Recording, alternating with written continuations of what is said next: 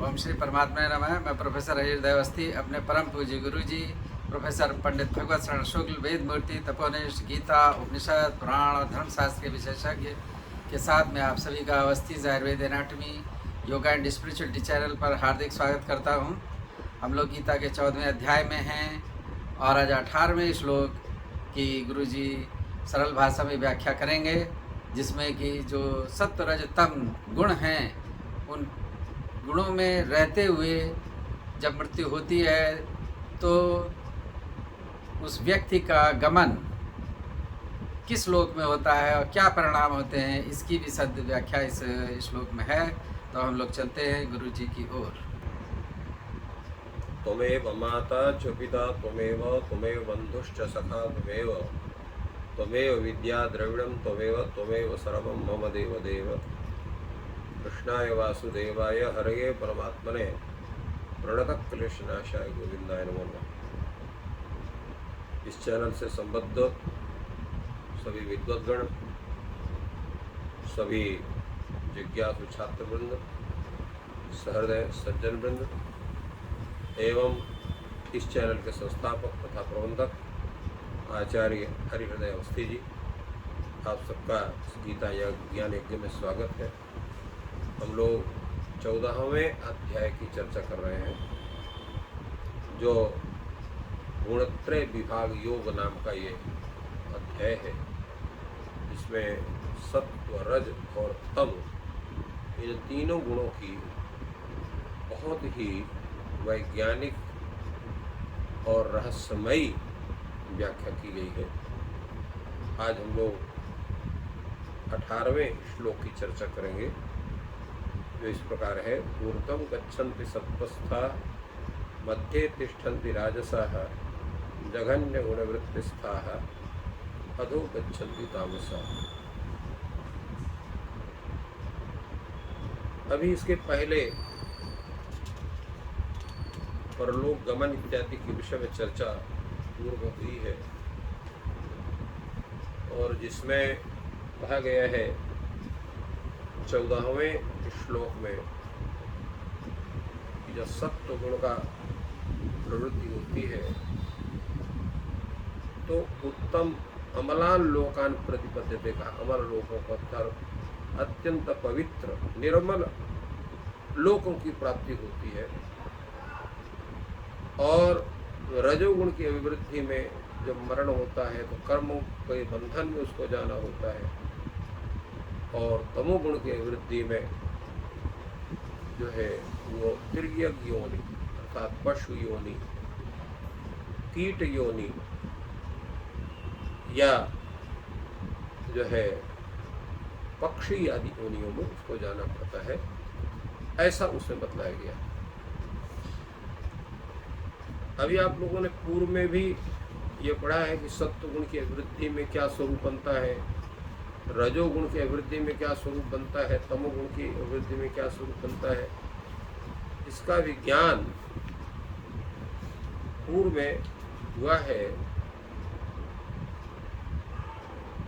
तो उसमें बड़ा सुंदर विचार किया गया है कि सत्व गुण की अभिवृद्धि में क्या होता है, क्या स्थिति बनती है, क्या उसका स्वरूप होता है।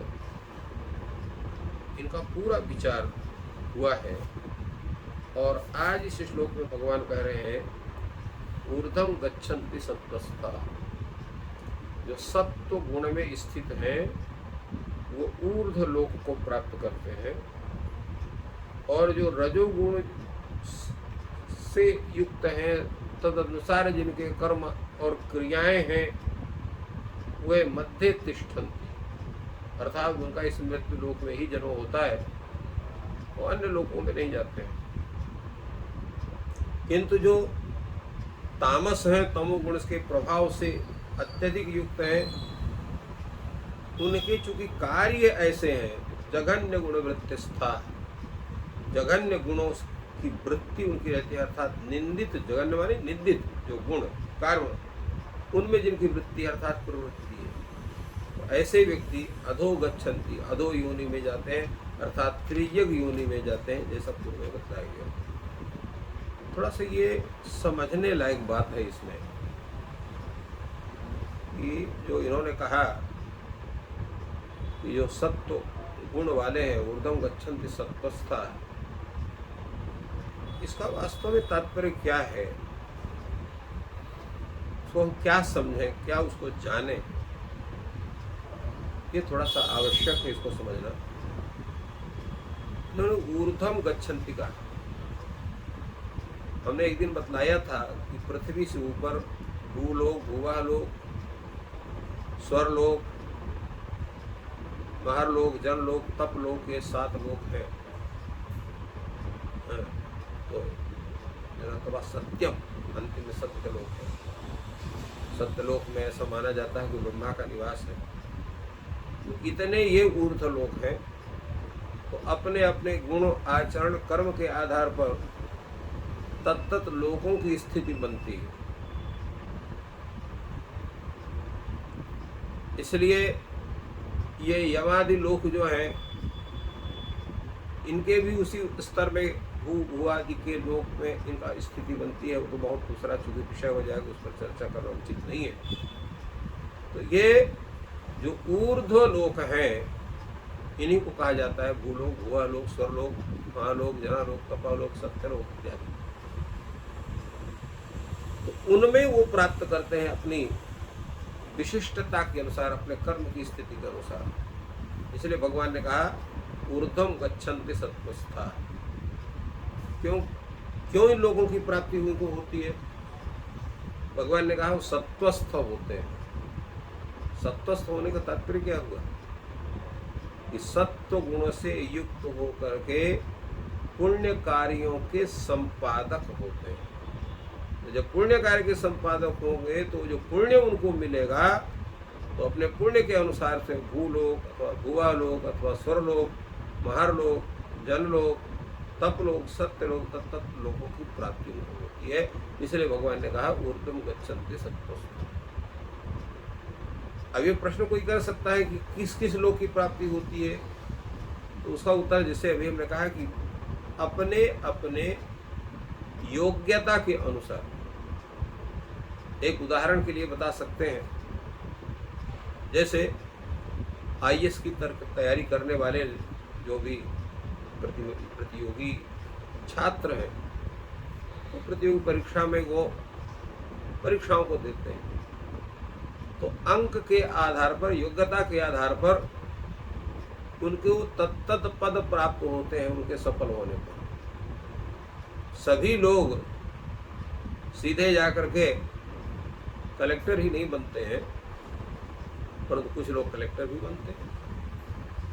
तो तात्पर्य है कि तत्त पद जैसे कैसे उनकी योग्यता के आधार। योग्यता क्या है उनकी स्वाध्याय, उनकी पर्सनालिटी, उनका सब कुछ देख करके वो तत्त रूप में उनको जो परीक्षक लोग हैं निर्धारण करते हैं। उसी प्रकार यहाँ पर भी जो सात्विक गण है, उनके अपने योग्यता के अनुसार, उनके कर्मों की योग्यता के अनुसार, उनकी साधना की योग्यता के अनुसार तत्त लोगों की प्राप्ति होती है। और जिसकी साधना प्रबल है तो वो मुक्ति को भी प्राप्त होता है। वो 7 लोगों से ऊपर जो वो वैकुंठ लोक है उसको प्राप्त करता है।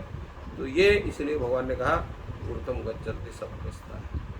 अब मध्य तिष्ठन्ति राजसा में इन्होंने कहा मध्य में रहते हैं, जिसको हमने बताया भी कि मध्य लोक कौन है। मध्य में लोक है आपका ये पृथ्वी लोक। तो पृथ्वी लोक में उनका निवास होता है। क्यों पृथ्वी लोक में निवास होता है उनका? तो राजस, राजस गुण से युक्त व्यक्ति जो कर्म करता है उसके सभी कर्म कैसे होते हैं? सकाम कर्म होते हैं। तो सकाम कर्म करने के कारण उसकी जो सात्विकता या जो स्वरूप उसका बनता है, उसके आधार पर उसको मनुष्य योनि या अन्य योनि उसको प्राप्त होती है। जो वो लोग केवल इस पृथ्वी लोक में ही रहते हैं, अन्य लोकों में नहीं रहते। इसलिए भगवान ने कहा मध्य तिष्ठन्ति राजसाः। फिर उन्होंने कहा जघन्य गुण वृत्तिस्थाः कहा। तो जघन्य शब्द का जैसे हमने बताया कि जघन्य का मतलब क्या होता है? निंदनीय गुण। जघन्य गुण वृत्तिस्थाः, जघन्य गुण वृत्तौ तिष्ठन्ति इति जघन्य गुण वृत्तिस्थाः। वृत्ति का मतलब होता है प्रवृत्ति, उस कार्य में उसको संलग्न होना।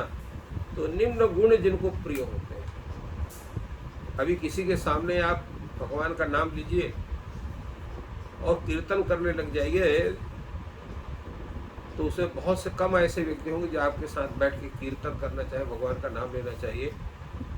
बाकी लोग आपको उपहास भी नहीं मनाएंगे, कुछ आपको परेशान करने के विषय में भी सोचेंगे। तो जिसको दूसरे को कष्ट देने पर आनंद आता हो, वो निम्न गुण वाला व्यक्ति है। तो निम्न गुण वाले की प्रवृत्ति जो होगी, उसकी कार्य प्रणाली होगी, वो निंदनीय ही होगी, अच्छी नहीं होगी। उसको किसी को चिढ़ाने में, किसी को मारने में, किसी को कष्ट देने में, किसी की वस्तु का अपहरण कर लेने में, उसको आनंद उसमें आता है।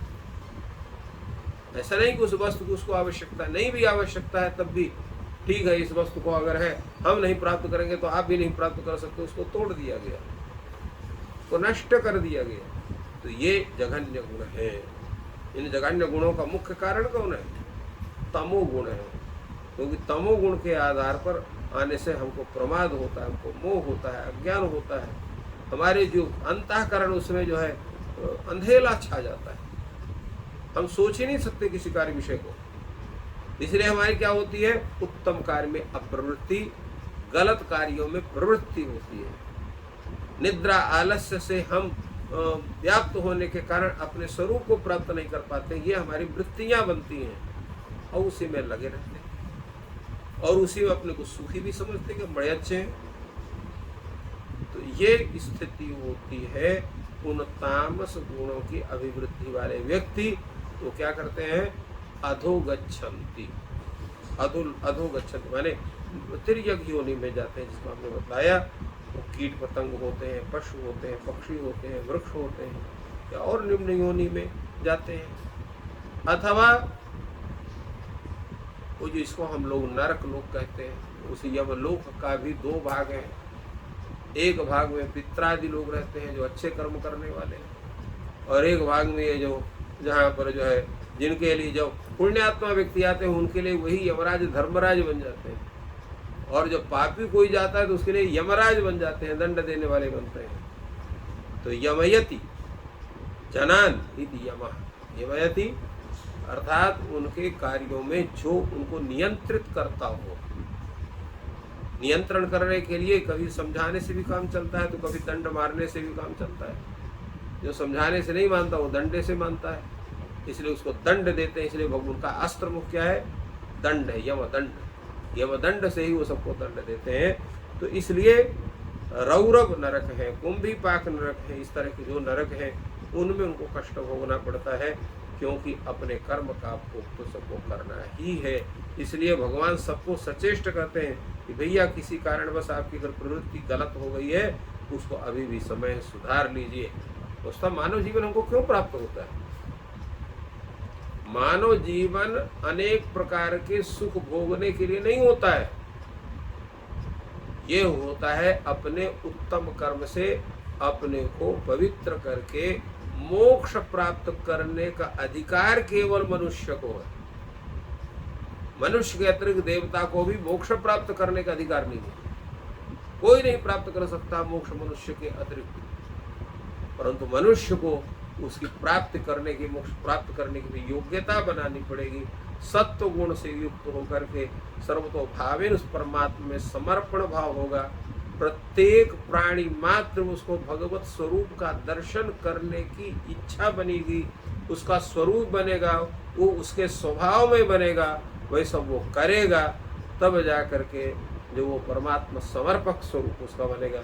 यत् करोमि यत् करोसि यदन्नासि यज्जुहोसि ददासि यत् तपस्यासि कौन्तेय पुरुषोत्तमर्पण।